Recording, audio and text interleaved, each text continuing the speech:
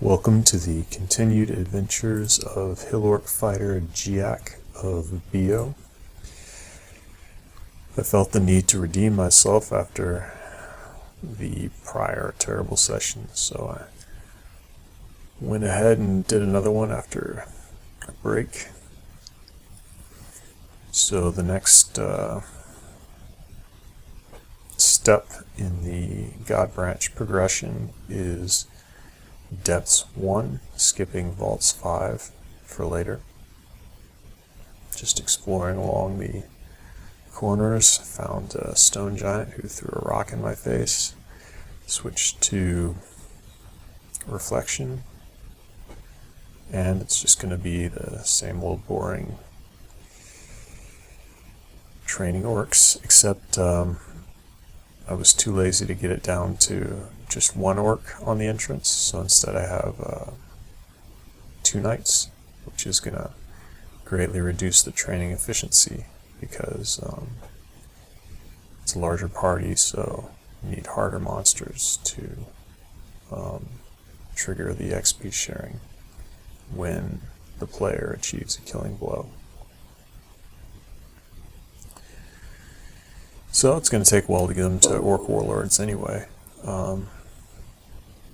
So just accumulating XP on these 2 knights. Torque. And there will be no problem keeping up with the pace of reinforcements with 2 Orc Knights, supplementing Giac's already impressive damage output.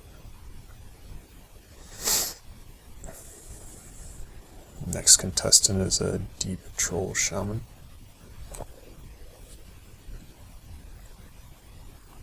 Go ahead and put some damage into him so I get more partial credit. I'm not sure if there's partial XP credit, but I know there's a damage counter.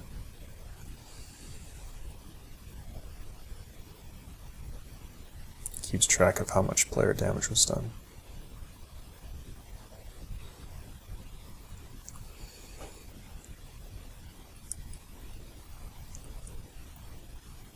Poison up the troll. Try to get the killing blow. Orcs are not trained, or don't go up a tier at least. Here's an iron troll. I might train an orc. Uses fire and cold but not poison, so I'll take him up and then poison him.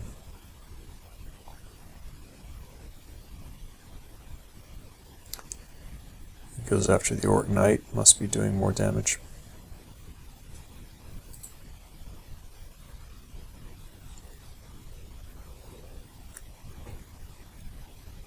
I go for the Evening Star of Pain to get through the AC.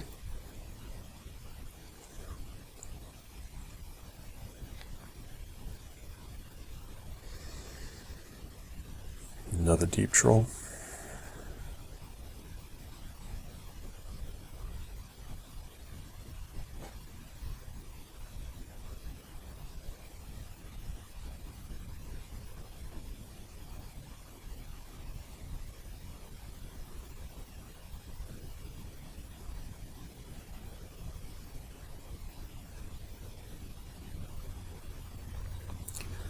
Water elementals are too low level to train my orcs.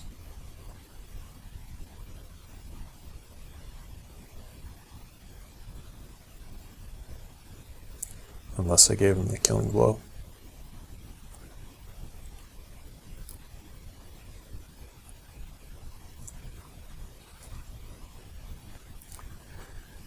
But I'd rather keep 100% of the XP. Rakshasa.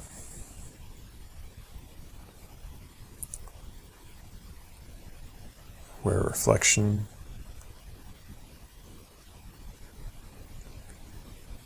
Should have used anti-magic on him.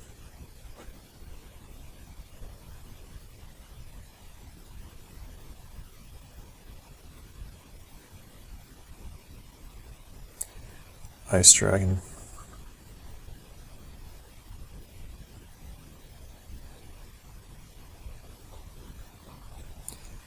Finally, the York night levels.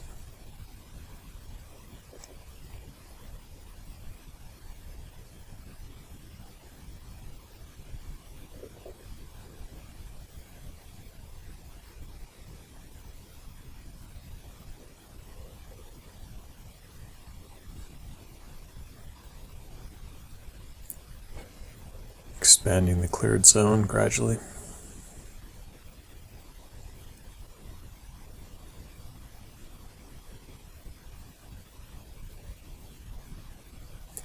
A circular perimeter minimizes surface area. Circular perimeter minimizes perimeter length.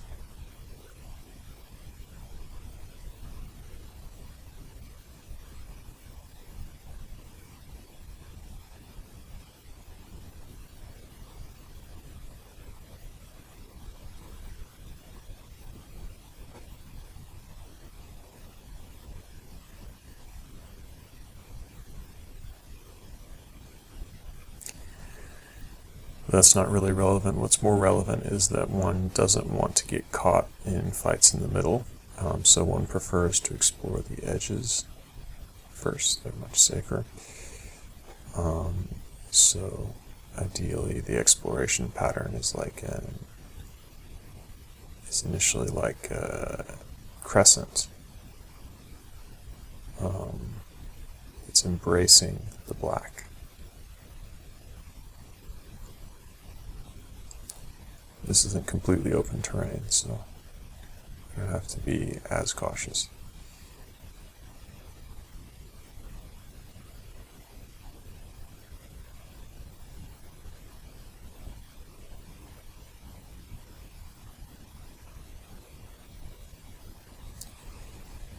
Another stone giant. They tend to suicide off the reflection.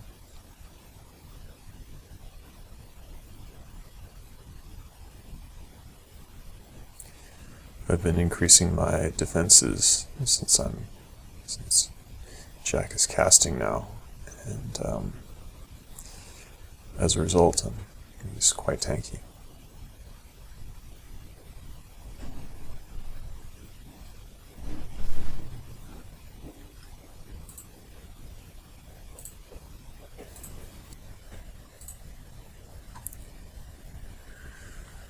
Another stone giant. And a Rakshasa.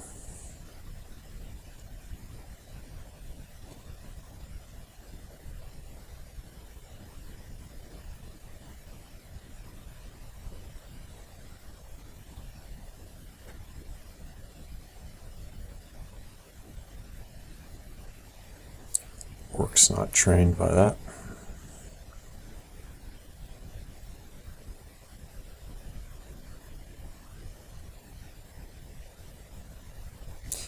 This floor feels easier than Vaults 4, which is partly because I completely biffed Vaults 4, but also it's just a good indicator that it's appropriate to do this floor next.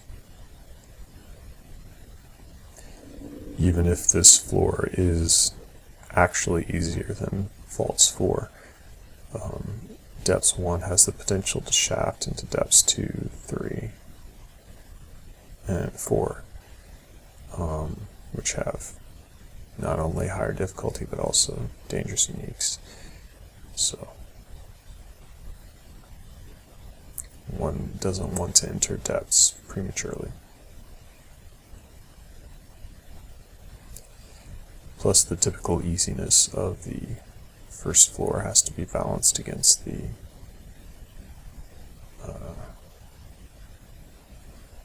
fact that there's only one upstairs as opposed to the usual 3.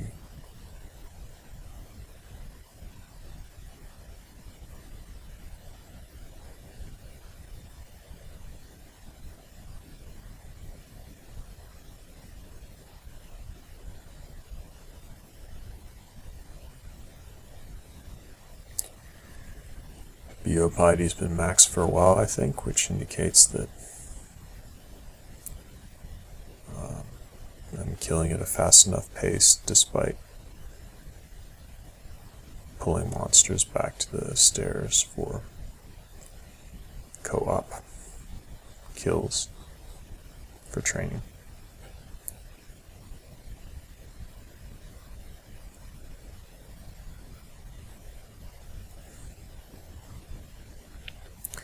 Ugly things are fast, but interestingly in a pack they keep basking in each other's mutagenic energy, and as a result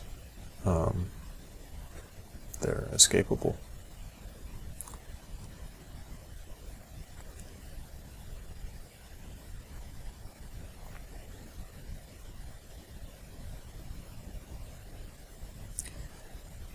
Technically they're not fast, they cover ground quickly. Look at that, they totally lost 10-speed Giac due to excessive basking.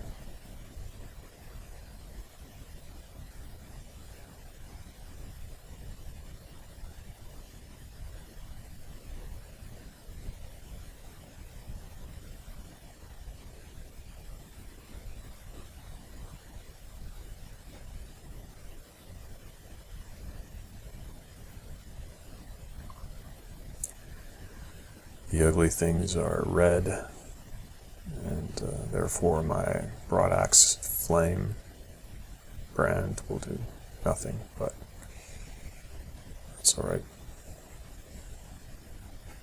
I didn't feel like taking the anti-magic penalty to my MP. Urtork gets another tier.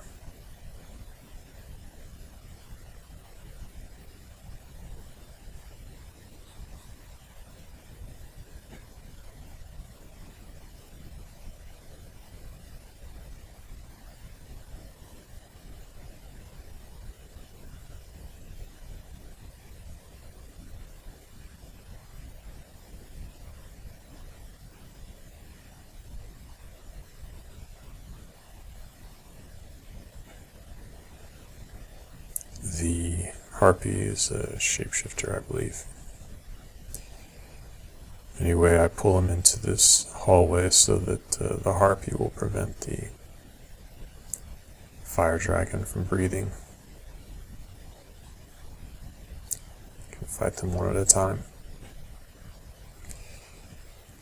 And since I have 3 pips RF, I can just take the dragon back.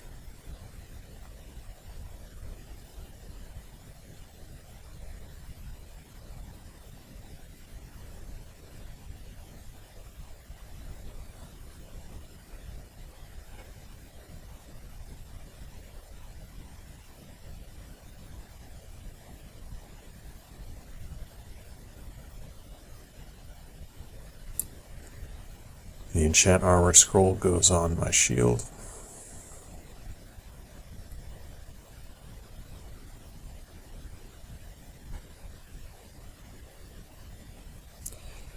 Another fire dragon.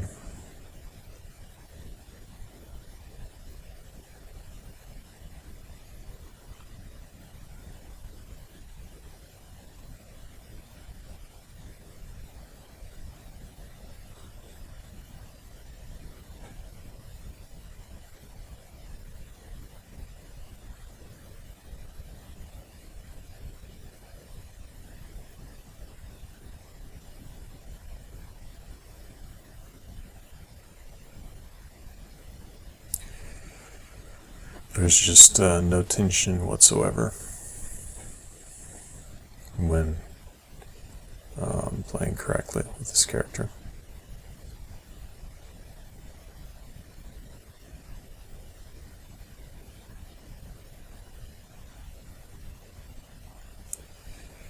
The Frost Giant has cleave, but it's unlikely that my Orc Knights will be adjacent to him, and if they are, then I can always go back downstairs.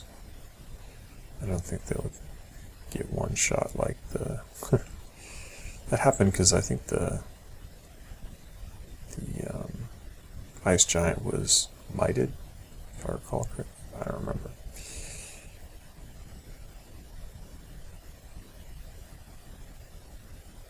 Anyway, this situation's fine.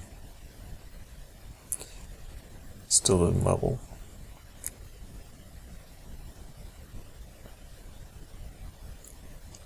The group size penalty is rough.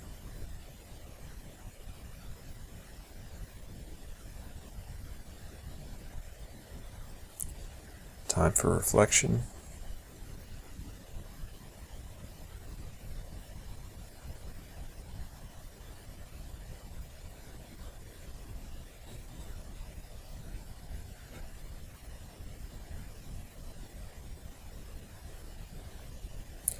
Suicidal Giac.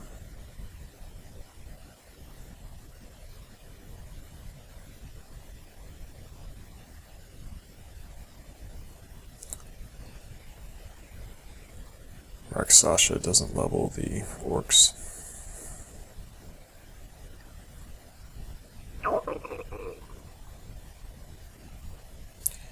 Turn off superfluous auto pickup.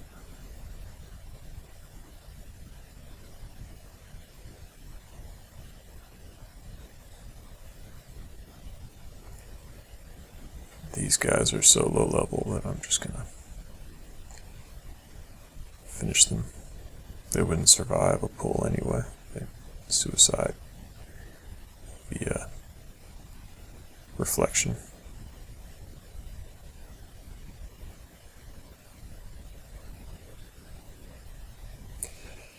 Picked up some arrows, so I didn't auto pick up those chunks. Fix that in a moment. Vampire Mage. Need to get my resist negative energy up.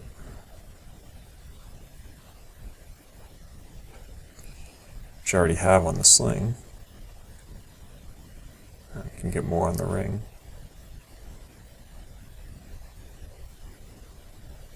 Now I'm in range of Bolt of Draining, but it's fine. It goes invis. Ring already has the invis.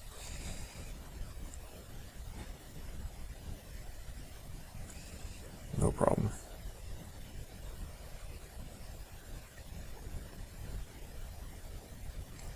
40's 2 strength. Backing an accurate sling is no joke.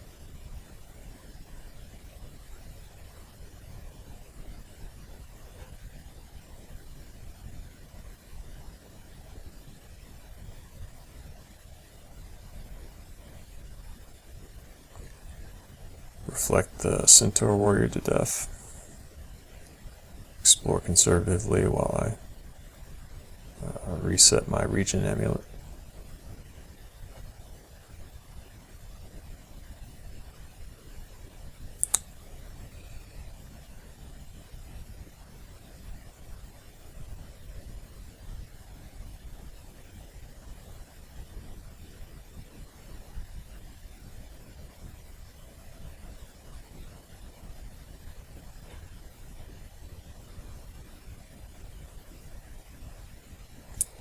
Another Rakshasa. Turn on reflection and retreat.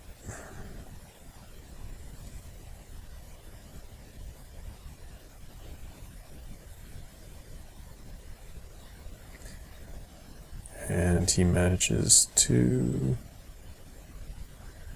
kill himself before I can stare dance him up.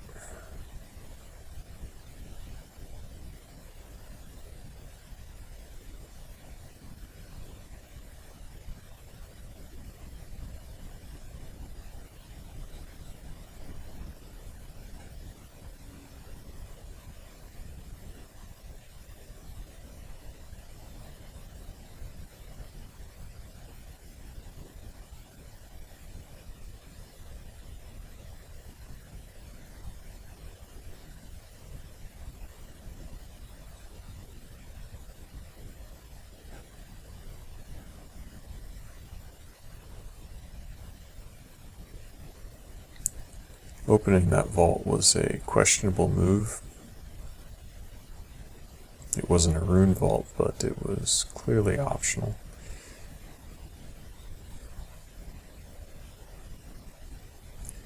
I figure since I have Blink anyway,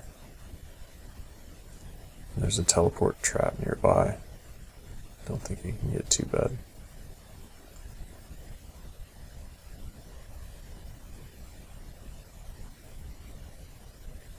Especially with Beogh's ability to instantly reinforce.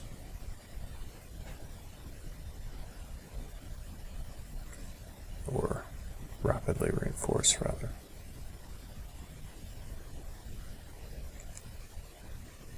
Tengu is not a good candidate to pull back. It will be hitting me too much.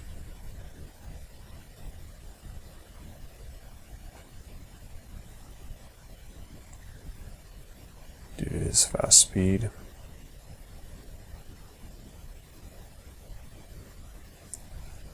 Having trouble landing the poison, so I step in to use the dagger.